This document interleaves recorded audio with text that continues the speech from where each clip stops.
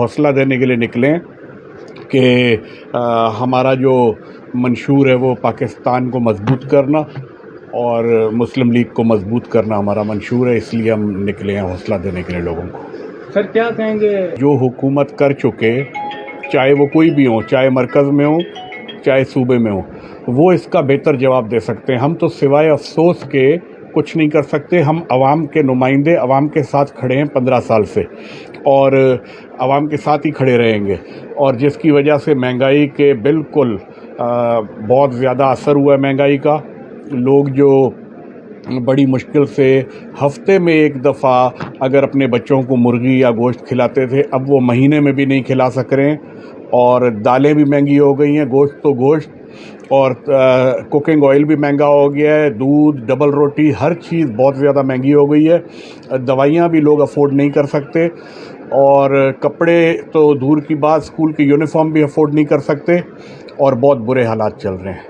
بالکل کر سکتی ہے، اس کے ساتھ کر سکتی ہے جو ہمارے ساتھ بیٹھ کر ہمیں پلان دے اور ثابت کر کے دکھائے کہ حکومت میں اگر آئے گا تو مہنگائی کو کس طرح کنٹرول کرے گا، اور روزگار کے موقع کس طرح لوگوں کو ملیں گے،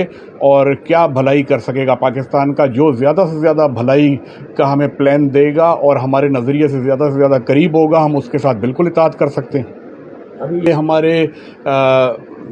ساتھ ہم لوگوں کا اس علاقے سے تعلق ہے۔ ہمارے بڑے جب سے آئے تھے رسول اللہ کی دین کی خدمت کرنے کے لیے سندھ کے علاقے میں، تو تب سے آج تک ہم لوگوں کا نکلنا اور دورہ کرنا تو بنتا ہی بنتا ہے، اور روحانی دورہ ہمارے والد صاحب پیر صاحب پگارا جو ہمارے قائد ہیں ان کا حق ہے، وہ کرتے ہیں، اور ہم ان کی سیاسی پارٹی اور ان کے جماعتی اور ان کے حمایتیوں کی خیر خیریت معلوم کرنے اور ان کو حوصلہ دینے، اور کرپشن اور مہنگائی اور ڈکیتی، دھاڑیل راج، ان سب کے خلاف ان کو ایکٹیو کرنے کے لیے نکلیں اور ہوشیار کرنے کے لیے نکلیں کہ جب بھی ہم پلان دیں گے کرپشن کے خلاف، دھاڑیل راج کے خلاف، مہنگائی کے خلاف، جو بھی ہم پلان دیں گے، پروگرام دیں گے، اس کے لیے ہوشیار کرنے کے لیے نکلیں۔ ہمیں اس چیز کی ہم جمہوریت کے حامی ہیں، لیکن جمہوریت کے حامی تب ہیں جب جمہوریت ملک کو بچانے کے لیے کام کرے۔ جو جمہوریت پاکستان کے لیے خطرہ بن جائے